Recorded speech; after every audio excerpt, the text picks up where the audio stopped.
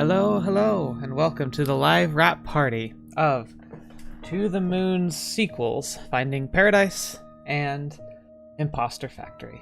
I'm TheBlueShifting. Of course, I'm sure you know that, but it's always good to double check. I think the music's a tad loud still, so I'm going to turn that down a bit. As always, one of the benefits of doing this is that anyone who happens to join gets to, throw out some comments or questions or anything you'd like me to talk about, or just something you want me to mention or remember as I kind of reminisce my way through these games. And so if you are currently here joining live, I would love to hear from you. Otherwise, you're likely watching this as potentially part of the playlist, which is just fine as well.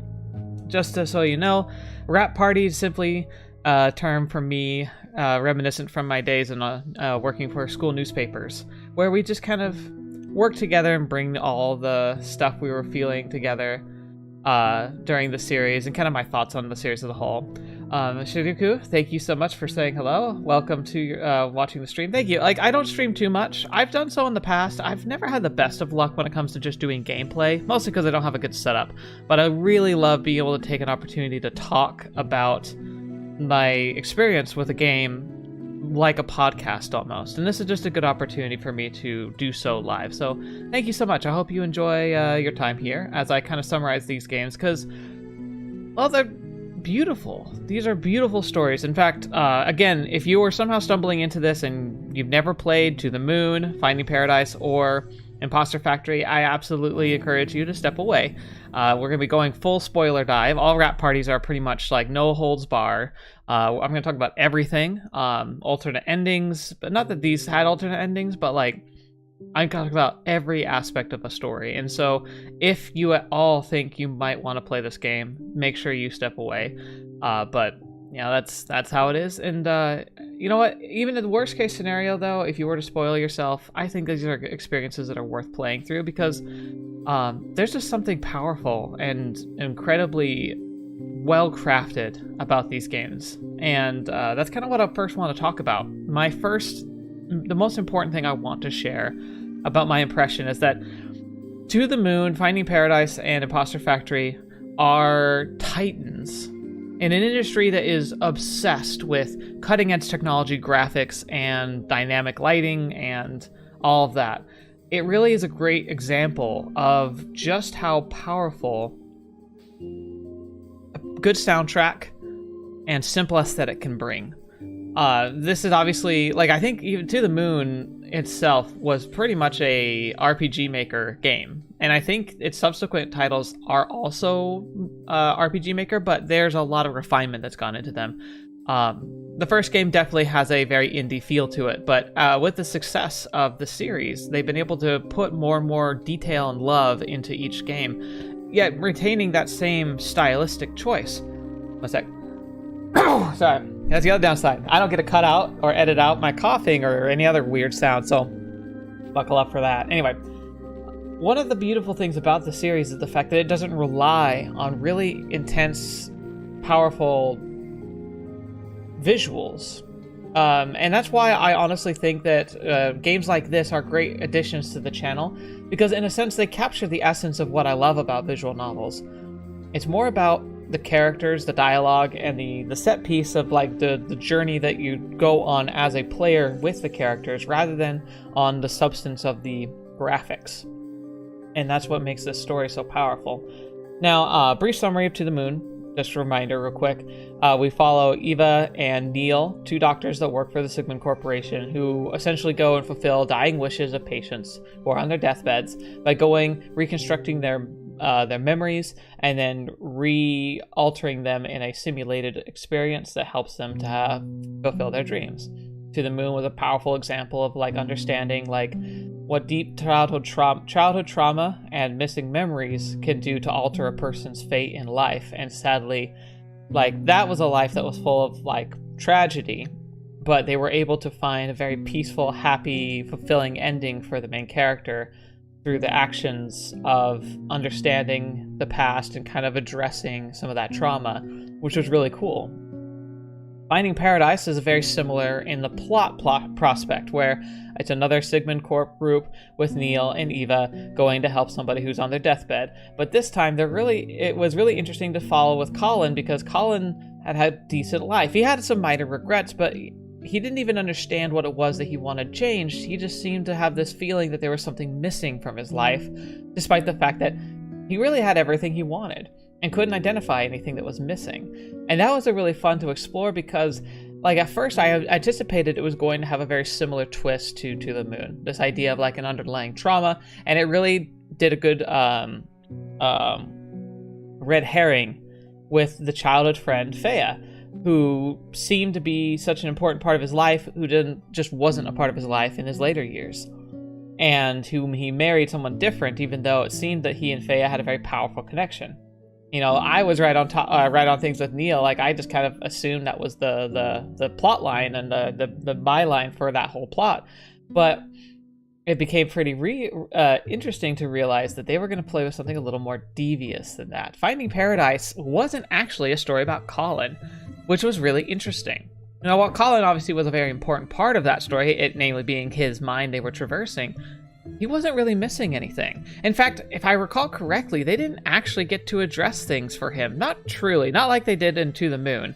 Like, they kind of fulfilled his desire by correcting little things, but the real discovery was what Fea was. Fea being a false entity, a kind of a figment of Colin's active imagination, a friend when he had none, whom he was able to kind of find comfort in, despite the fact that she wasn't real. She was just a part of him.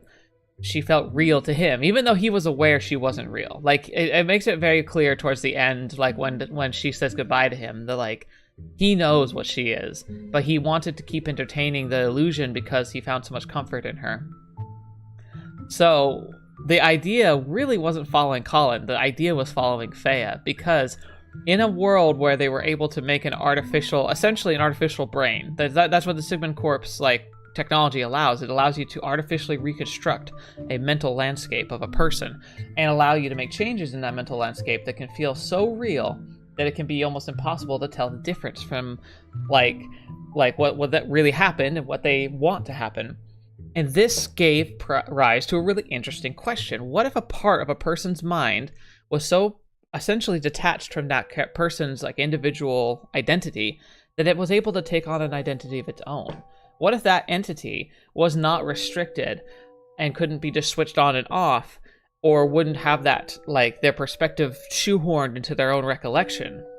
And that's really what we get to explore. We get to explore this idea of a rogue emotional attachment, this part of a human mind. It really asks the question of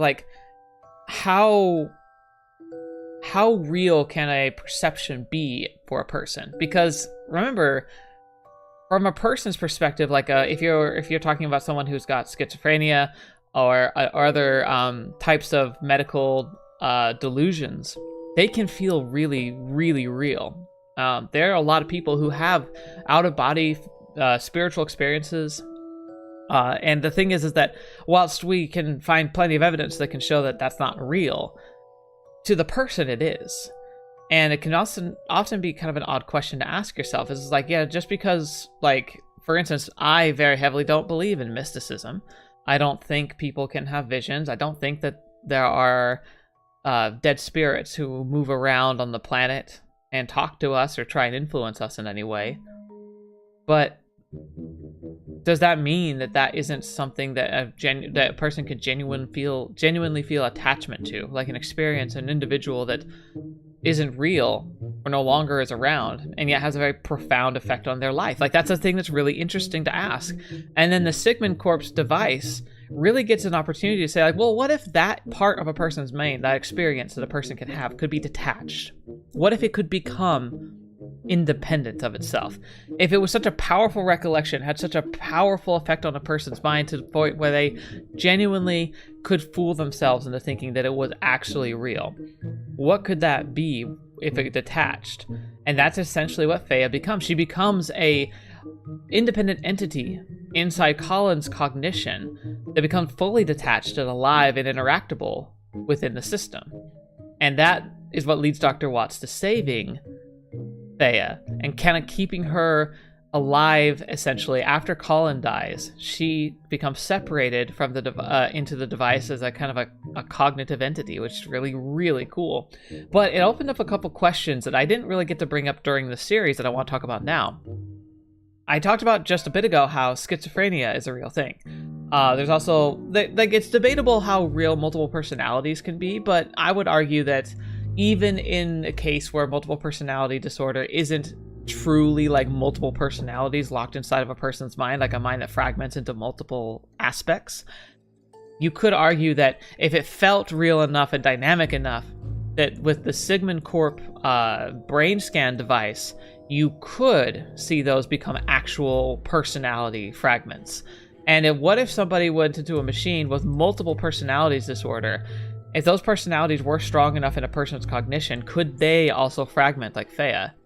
That's the thing that makes it really interesting. Dr. Watts kind of like captures Fea, keeping her alive, and also like, you know, to work with her and understand what she is, what she's capable of. But it also opens the door that, like, with an unrestricted machine with no safeties like Dr. Watts has, how many individuals could be created? And that's kind of what like leads to the discourse that comes from Imposter Factory. Like, what is Imposter Factory? Well, Imposter Factory is actually asking that question, but it applies it in a very unique and distinctive way. Imposter Factory takes the idea, okay, what would happen if an entity became alive and you let these entities make their own choices? Which is really, really interesting too, because like up until now, we kind of we saw into the moon that the recreations were imitated life, that they were imitating perception. So they never were 100% accurate because they were simply a compilation of the way someone remembered an individual, and then those entities would behave in such a way, which likely didn't represent true reality, not in its purest form, obviously. It would get really close because the memories would be undiluted, rather than like just from basic recollection, they would be reconstructed. But there still was that ambiguity that like there were going to be people who were going to behave irrationally or uncharacteristically in the recreation, no matter how true to form it was supposed to be.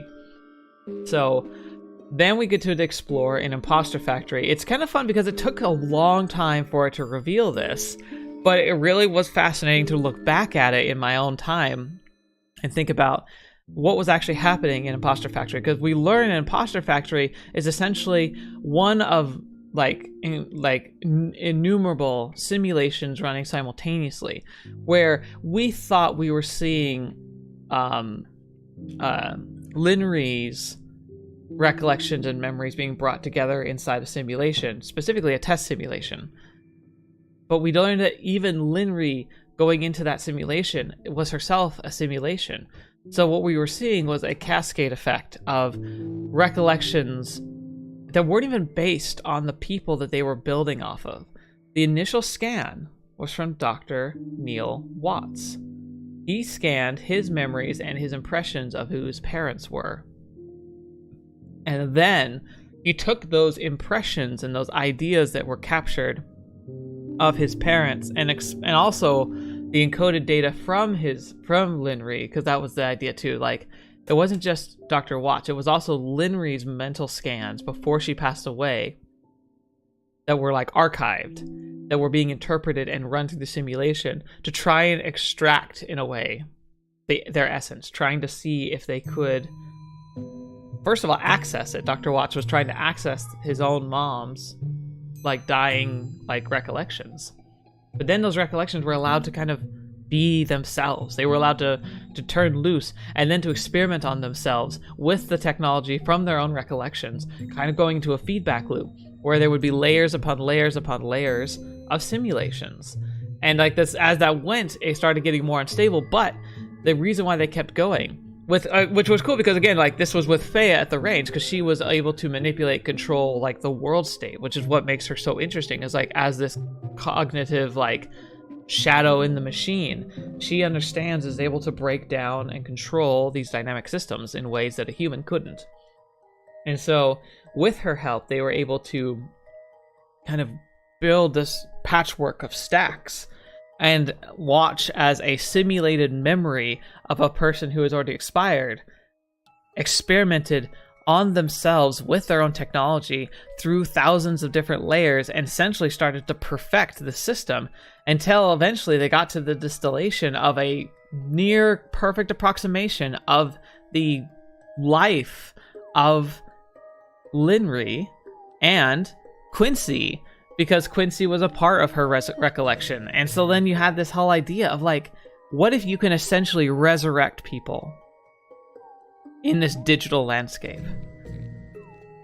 It toted it in this way of like a miraculous thing of like essentially unlocking a kind of afterlife, like a heaven where you can put people in a simulated space where they kind of recycle through life again and again and kind of live through their best memories and moments and slowly can shape them into new like forms and resets in their own way and kind of cultivate like a whole host of new experiences and build upon them. But in a way, it kind of hit me that there's also kind of a horror to that as well. Part of the horror it touched on at the very end, because it started to imply that perhaps even the reality of Neil and Eva that we've been watching with the Sigmund Corp up till now could also be part of a larger simulation itself. When reality can, when a simulation can feel so real, how can you be sure you're not at it, at the top level? Like, how can you know that you're actually not just part of a grander experiment altogether? And then you get this really interesting question, like beyond just like the common comparison that I made with like the Matrix. It starts to make questions like parallel worlds and the multi-worlds theory start to coincide with the idea of a simulation.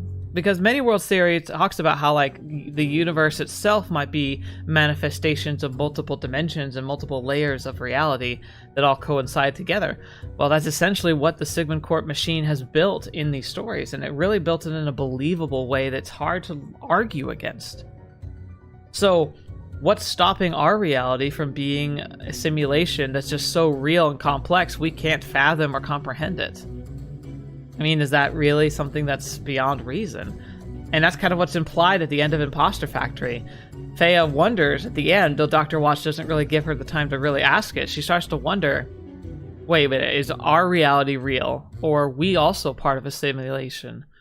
And then at the end, it had that really creepy door shut by itself, like something else was watching and interfering. And that just brings these interesting questions to the surface, this idea of like, okay, what if what people relate to a god, a being or beings that control and manipulate the world, what if they are real but they're simply overseers of our world? What if we're watching a elaborate simulation play out and there's a semi-benevolent being that's trying to like watch over things, let them play out in as natural a way as possible, but potentially interfering in tiny little ways that make sure that things go relatively smoothly? It really starts to make me think, and I've started to genuinely consider for the first time in my life if the simulation concept isn't more likely than I originally assumed. I figured that there was a lot of reason to believe that simulation would be like silly, like that there's too much complexity and what would be the purpose of such a simulation. But maybe there is something to it. Maybe it's about watching the breakdown of society or development of society. You know, simultaneously, those things tend to happen. What if it's about exploring potential pathways that could have been made? What if we're just shadows of a world that once was but destroyed itself, and we're part of a simulation by some kind of entity that's trying to see if there was a way that this like reality could have worked out, or that we might have avoided annihilating ourselves. With the world going as it is, that's the kind of way my thoughts tend to go these days, just because it feels so chaotic and upturning and upheaval like filled world right now. But I don't know, maybe that's just me being doomy gloomy. Ultimately, though, it really brings a lot of questions to bear. And again, like, the stories and the humanity about all of this is really what brings these stories together. It's not just these really fun sci-fi and philosophical types of questions that really make things feel so powerful. What makes it feel so real is the fact that Colin feels like a real person. Fea feels like a real person, which is incredible, really. Like Dr. Watson Eva, like it feels like if you had a job where sure this machine's like a miracle machine, but after you do it day in and day out, it would start to feel mundane. So Neil trying to spice things up by adding little bits of code to give himself like these geeky powers. Eva being so good at like breaking down people's personalities, but also getting so exasperated by like the barriers they run into, the shortcomings, and like the odd things that happen, was really, really powerful to see. And then like I said, Colin and Fea being so incredibly just potent as characters, and Sophia, like who became Colin's like wife, like she also just felt so real. And it was such a good foil to Fea because they were so similar as people, but also so distinct that you wouldn't mix them up. But you could see how Colin would fall for her because she was almost like literally his ideal woman. And then to really go into the mind-bending stories that came with Linry and Quincy, following Quincy's story and watching as like Quincy tried to come to terms with this idea that like he had no memory of his own life, and then watching his own life like play out like a movie in front of him, recognizing him, seeing that it does reflect who he feels like he is, but knowing that he isn't real himself, and like trying to come to terms with that, and yet how he felt so real and human despite it all. I even loved how he actually got a point where he had his own like little breakdown where things were just kind of starting to go really wacky, and like when the simulation was really starting to like fragment and fray apart. And then you get this, like, he sits down, he's just like, what am I even doing? Why am I doing this? Like, I don't even think, like, I feel like I'm real, but I'm not. And like trying to come to that reconciliation of what that means was really powerful for me. And so like, while it was really emotional, and like both stories brought tears to my eyes at one point or another, it wasn't like the To the Moon story where like it really, To the Moon was almost entirely focused on the humanity of the story, and that affected me in a very powerful way. Finding Paradise and Imposter Factory didn't hit the same chords that To the Moon did. It hit powerfully, don't get me wrong, but it wasn't the same. Because it wasn't solely focused on stories that were full of love and tragedy, which they were, but it really came down to asking these bigger questions. Namely, can somebody who's not real become real? And is it truly, like, how real could a life in a simulator be? Would it be terrible if it were a simulation? And then if it is, what does that mean about the higher levels? It really makes me think. And that's the thing that I love these types of stories for. It's kind of why I also wanted to branch out and not just cover visual novels. Like, visual novels I still think are some of the best storytelling mediums ever. But there are stories like this that show me that there are other really good stories to explore. I'm super excited that I got to cover these games. And genuinely, when I went into Imposter Factory, I thought, like, for some reason, I thought it was going to be the last one. Like, I thought it was going to just be a 3-part series. So to have that, like, kind of like teaser ending and the implication very clearly spelled out that there is more to come makes me really excited. I look forward to covering whatever comes on the channel because I'm curious to see where they're going to take this story. Again, I don't really know. It's like this is a series that's hard for me to be like, oh yeah, I'm going to just recommend this to somebody. I'm going to be like, yeah, you need to play this game. It's kind of tough to do that, but I can't help but want to because I feel like it adds so much value to my life, like so many of the other stories I play. And I can't believe that there are a lot of people who haven't had a chance to play these stories, especially when they're so simple. So I'm really grateful I have them in my life. They give me some things to think about that I just don't think I could handle otherwise. I'm grateful for the opportunity and for the chance to be able to be a part of it in some small way. Anyway, that's really all my thoughts on this series. There's not a whole lot else to say. Like, I love all the characters. I like how flawed every single one of them is.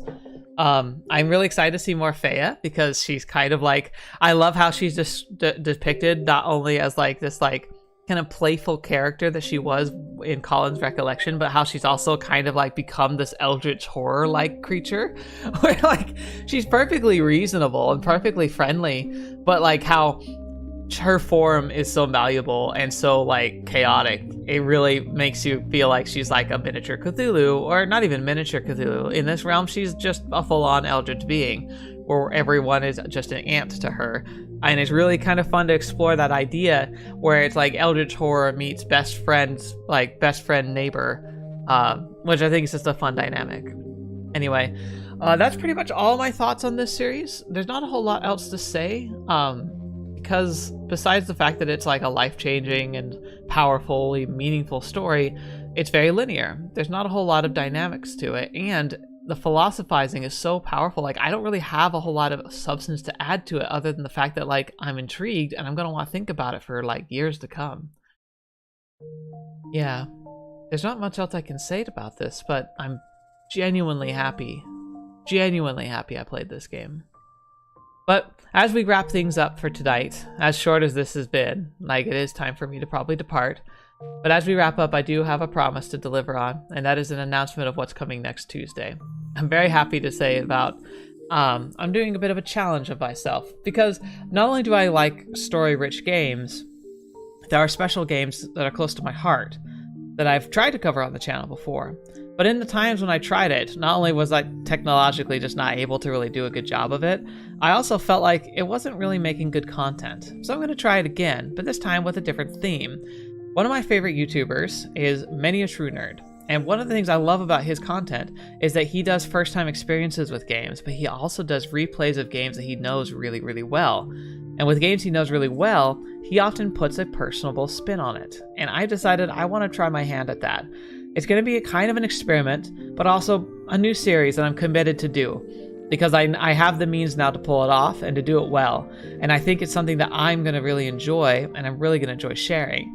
So again, it's not going to be another visual novel, but it is story-driven, and I do want to use it as a medium to talk about character development. But I'm going to do it as a challenge run. It's going to be a lot more focused on character development as the main character, rather than just playing the character that I feel like playing. I'm going to put a bit of a spin on it, because it's going to come down to more about what do I understand about the game and its mechanics and its characters, and less about just playing the game for its first time experience. So, I'm officially announcing right now that next Tuesday we'll be starting like Star Wars Knights of the Old Republic, and it's going to be a special run I'm going to call,